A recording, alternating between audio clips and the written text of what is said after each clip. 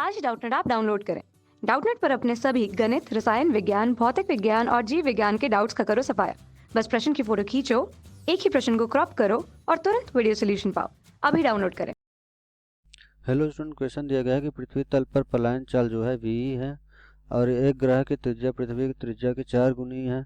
तो ग्रह का तल पर पलायन चाल क्या होगा ये ज्ञात करना है। और ग्रह का द्रव्यमान पहली स्थिति में क्या है कि ग्रह का द्रव्यमान जो है पृथ्वी के द्रव्यमान के बराबर होना चाहिए। दूसरी स्थिति ग्रह का घनत्व पृथ्वी के घनत्व के बराबर होना चाहिए। ठीक है, तो माना पृथ्वी की त्रिज्या कितनी है, हमारी पृथ्वी की त्रिज्या जो है ये हमारा आर ई के बराबर है। तो यहाँ पर ग्रह की त्रिज्या कितनी होगी, ग्रह की त्रिज्या हो जाएगी 4 आर ई। ठीक है, तो ये हमारी 4 आर ई के बराबर हो जाएगी क्योंकि यहाँ बोला है 4 गुना ज़्यादा है। ठीक है, तो अब देख लेते हैं हमारे पलायन वेग का जो सूत्र होता है वो वी ई पृथ्वी के लिए क्या होता है, under root 2g R E बटे एम ई बटे आर ई होता है यहाँ पर।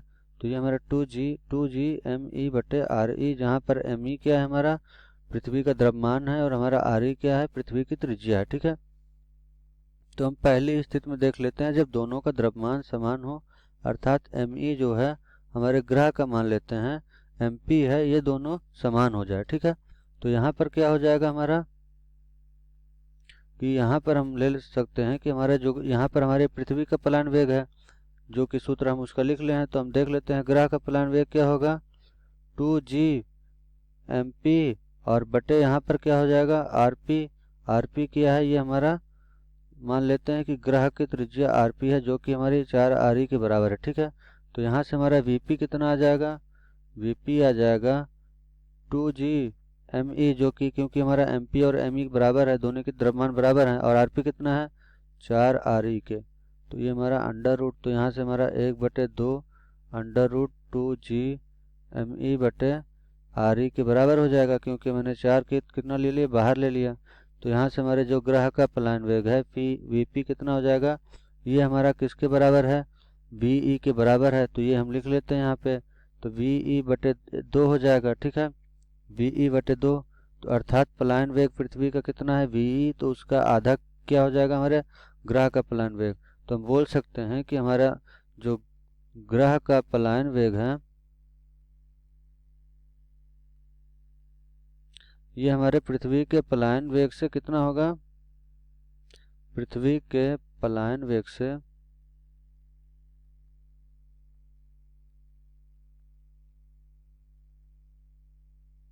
आधा होगा। ठीक है, ये आधा हो जाएगा अगर इसकी त्रिज्या कितनी हो जाए 4 गुना ज़्यादा हो जाए।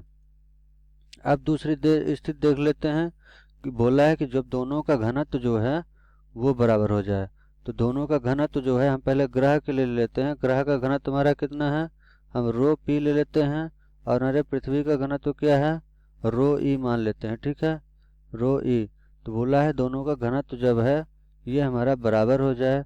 तो पहले देख लेते हैं कि पृथ्वी का द्रव्यमान कितना होगा। तो हम घनत्व जब रो ई मान ले हैं तो पृथ्वी का द्रव्यमान जो है एम ई, ये हमारा इसके लिए सूत्र होता है आयतन गुणे घनत्व।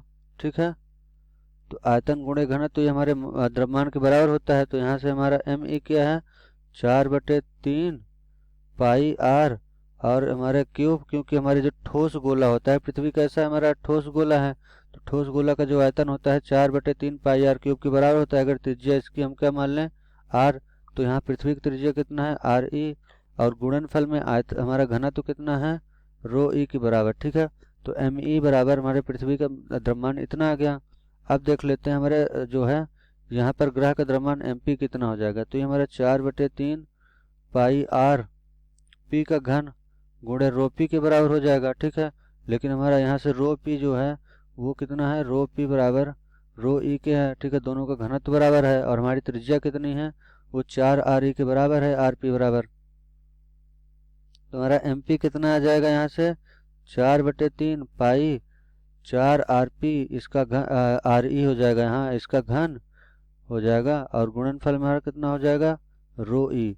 तो इसको और हल कर लेते हैं तो हमारा यहाँ से एम पी कितना आ जाएगा, ये हम 64 हो जाएगा, तो 64 को बाहर लिख लेंगे, 4/3 pi R E cube into rho E. और ये हमारा किसके बराबर है? तो ये बराबर हमारा एम ई के है। तो यहाँ से हम लिख सकते हैं कि जो हमारा एम पी है वो 64 एम ई के बराबर है। ठीक है, अर्थात यहाँ पर हमारा जो ग्रह का द्रव्यमान है वो कितना है?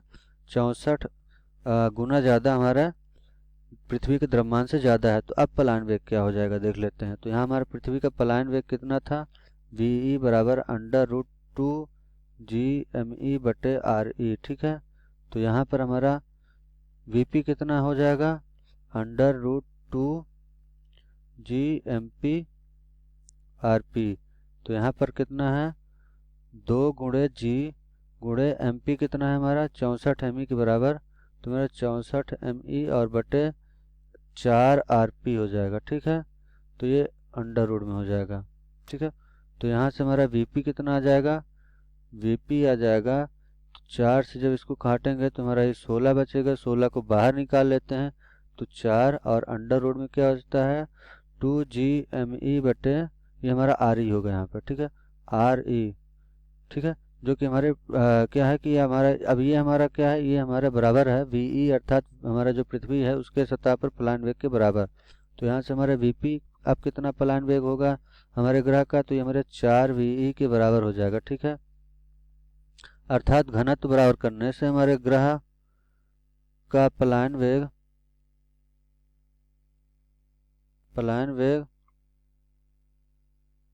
पृथ्वी के पलायन वेग से 4 गुना, ठीक है, ये हमारा 4 है, 4 गुना ज़्यादा होगा। ठीक है, तो ये हमारा यहाँ पर दूसरा हमारा आंसर आ गया कि दूसरी स्थिति में हमारा पलायन वेग कितना हो जाएगा? 4 गुना ज़्यादा पृथ्वी के पलायन वेग से हो जाएगा। और पहली स्थिति में क्या आया था कि जो हमारा यहाँ पर पलायन वेग होगा ग्रह का वो आधा हो जाएगा पृथ्वी के पलायन वेग से। Thank you. कक्षा 6वीं से 12वीं से लेकर नीट, आईआईटी, जेई वो एडवांस के लेवल तक 1 करोड़ से ज़्यादा छात्रों का भरोसा। आज ही डाउनलोड करें डाउटनेट ऐप या व्हाट्सएप करें अपने सारे डाउट्स 8400 400 400 पर।